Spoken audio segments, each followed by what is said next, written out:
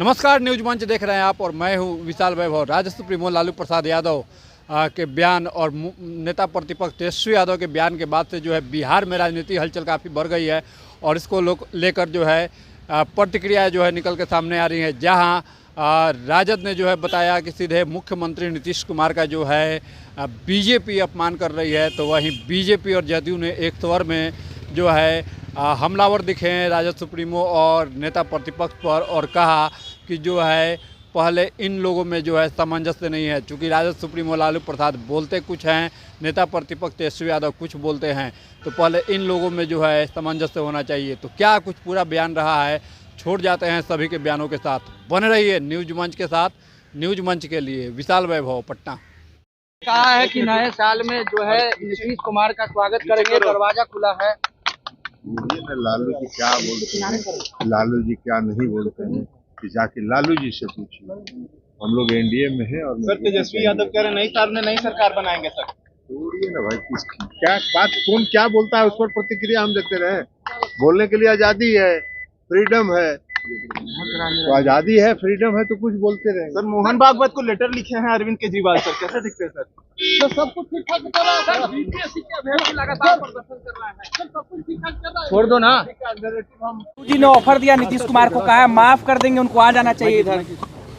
देखिए, सत्ता को ललचाई नजर से लालू जी देख रहे हैं, उनका ये मंसूबा पूरा नहीं होगा। 2025 में 225, 25 से 30 फिर से नीतीश, एनडीए माननीय नीतीश जी के नेतृत्व में भारतीय जनता पार्टी के साथ, चिराग पासवान जी के साथ, जीतन राम मांझी जी के साथ, उपेंद्र कुशवाहा जी के साथ चट्टान की तरह एकजुट है। अभी से भी फाइनल हुआ था, 4-0 से वो आउट हुए।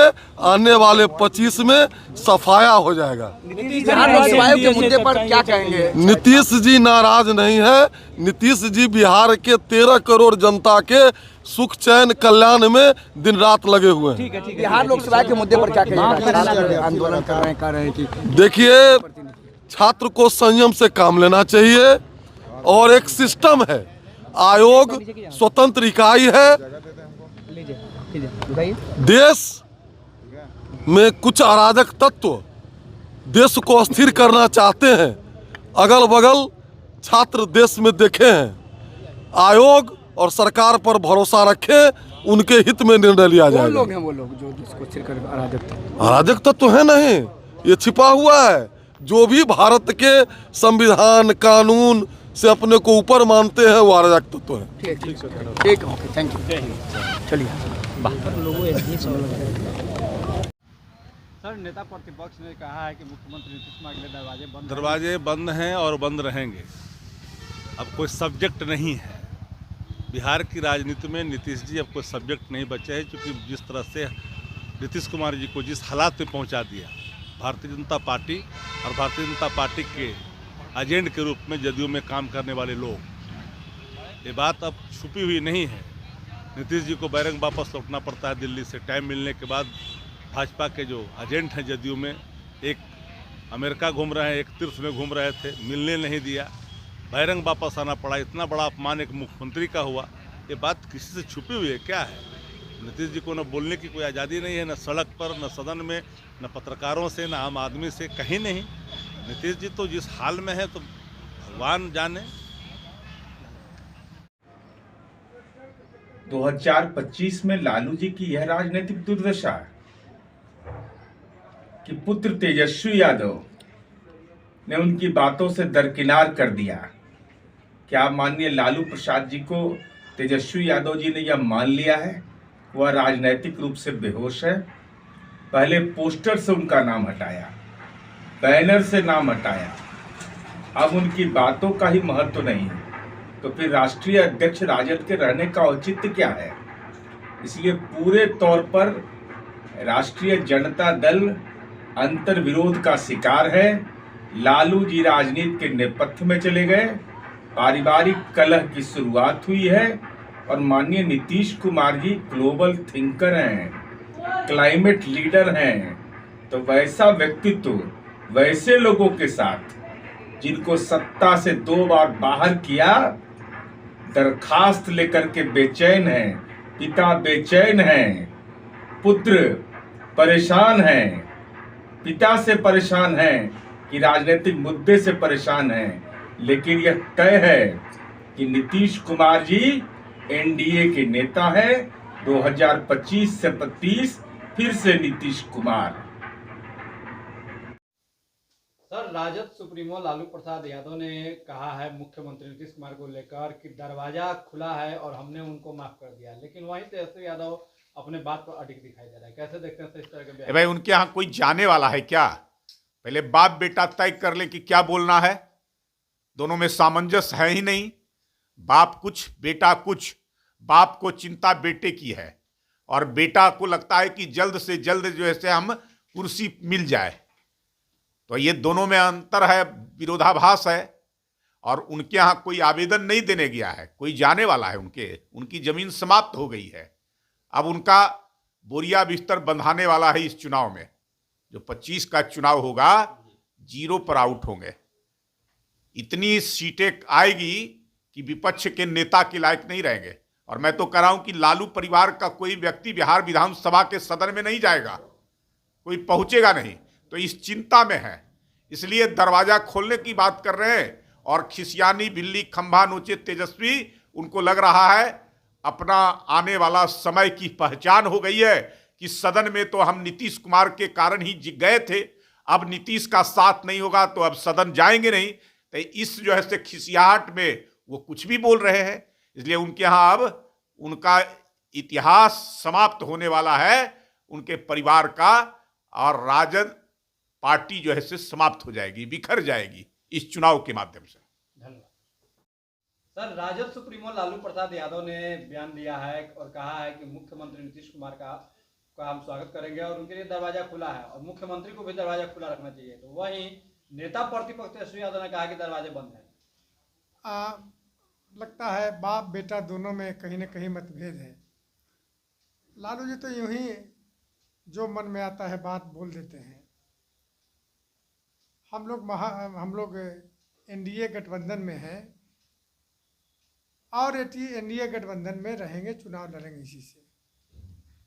जहाँ तक दरवाज़ा खोलने की बात लालू यादव जी ने आदरणीय कहा है, तो हम तो किसी के दरवाजे में नहीं घुसे हैं, हमारे यहाँ लोग आए हैं।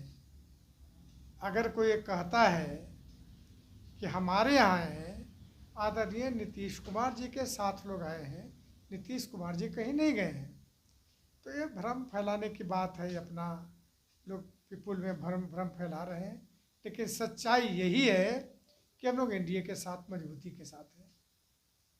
लेकिन सर, राजद के लोग कह रहे हैं कि मुख्यमंत्री नीतीश कुमार का अपमान किया गया है, पीएम से मिलने नहीं दिया गया, तो कहीं ना कहीं मुख्यमंत्री नीतीश कुमार का बीजेपी अपमान कर रही है। एक आध दो सुसाइड कर लेता है, अपमान किया है तो हम न जानते कि नीतीश कुमार जी के पक्का भक्त हैं।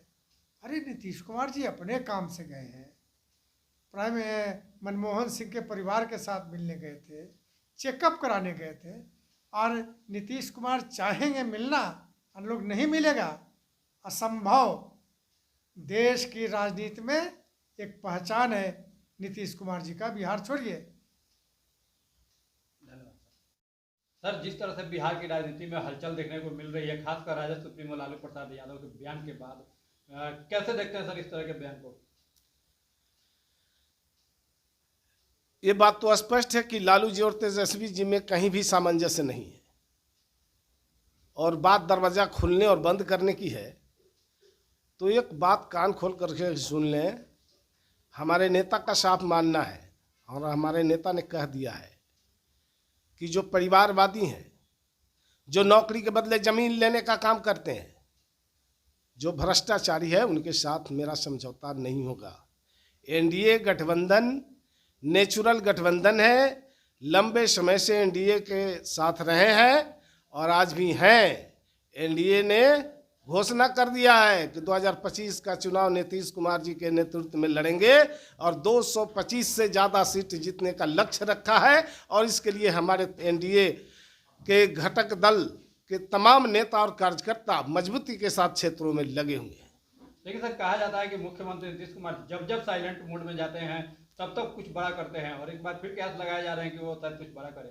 बिहार में तो बड़ा बड़ा काम हो रहा है। ऐसे ही नहीं नीतीश कुमार जी को ग्लोबल थिंकर और क्लाइमेट लीडर के रूप में जानते हैं लोग।